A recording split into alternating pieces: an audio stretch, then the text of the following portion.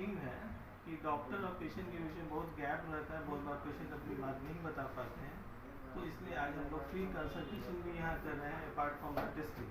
क्योंकि बहुत बार लोग होता है जांच करा लेते हैं लेकिन डॉक्टर से नहीं मिल पाते हैं, डॉक्टर से कंसल्ट नहीं कर पाते हैं। तो इस बार का जो थीम है bridging the gaps and breaking the barriers. Diabetes जैसे बीमारी से हम कैसे बच सकते हैं?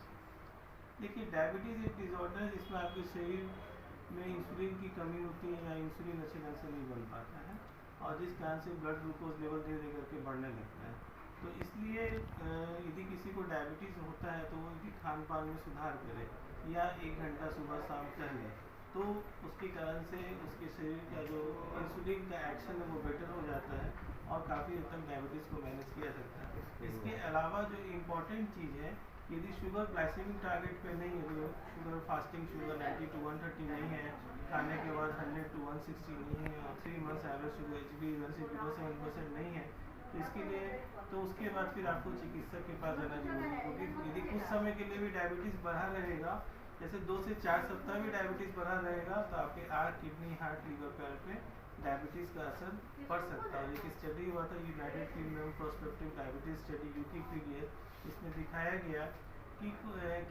यदि हम लोग इनिशियल फेज में डायबिटीज़ डायग्नोसिस के बाद पहला से 3 साल या 4 साल अच्छा कंट्रोल रखते हैं तो आने वाले लंबे समय में भी डायबिटीज़ कॉम्प्लिकेशन नहीं होगा, क्योंकि उसके कारण से डायबिटीज़ कंट्रोल करने के कारण से लेगेसी इफेक्ट मिलेगा और डायबिटीज़ से बचा जा सकता है। लक्षण क्या है? देखा जा रहा है सर कि डायबिटीज जो है हर 2-3 आदमी में से किसी एक को हो जा रहा है, तो क्या लाइफ स्टाइल डिजीज है सर, इसको कैसे सुधारा जा सकता है सर, इसके बारे में बताइए।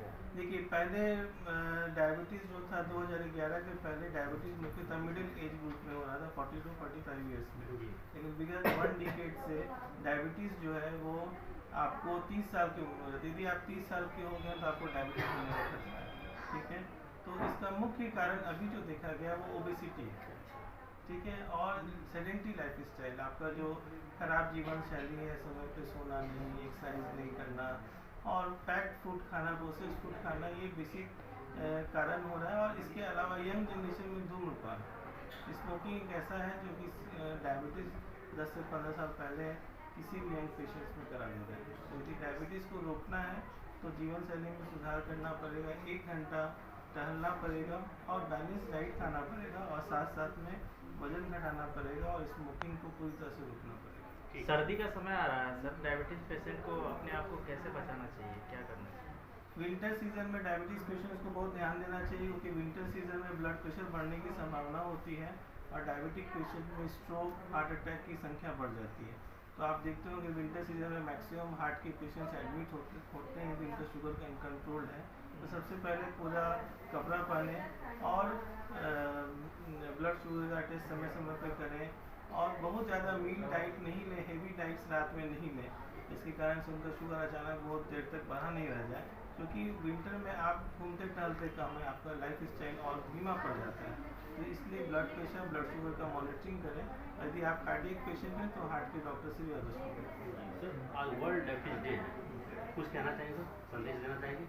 वर्ल्ड डायबिटीज़ डे के दिन मेरा ही डायबिटिक पेशेंट्स के लिए एक संदेश है कि वो डायबिटीज़ को हल्के में ना लें।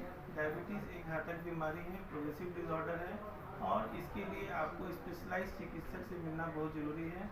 और सबसे इम्पॉर्टेंट चीज़ है कि स्मार्ट मैनेजमेंट, डायबिटीज़ मैनेजमेंट करने में डायबिटिक पेशेंट्स को कॉस्ट बहुत लग जाता है। जिस भी अस्पताल में जाते हैं सारा टेस्ट कराते हैं, सारा दवा लेते हैं, लेकिन मॉनिटरिंग नहीं हो पाता है। तो घर पे ग्लूकोमीटर से अवश्य जांच करें, 1 घंटा समय से टहलें, समय से खाना खाएं और शुगर को नियंत्रित रखें और खुश रहें। परिचय अपना परिचय दे दें सर। मेरा नाम डॉक्टर AS प्रकाश है, मैं मधुमेह रोग विशेषज्ञ हूँ और निदेशक हूँ डॉक्टर प्रकाश डायबिटीज स्पेशलिटी सेंटर।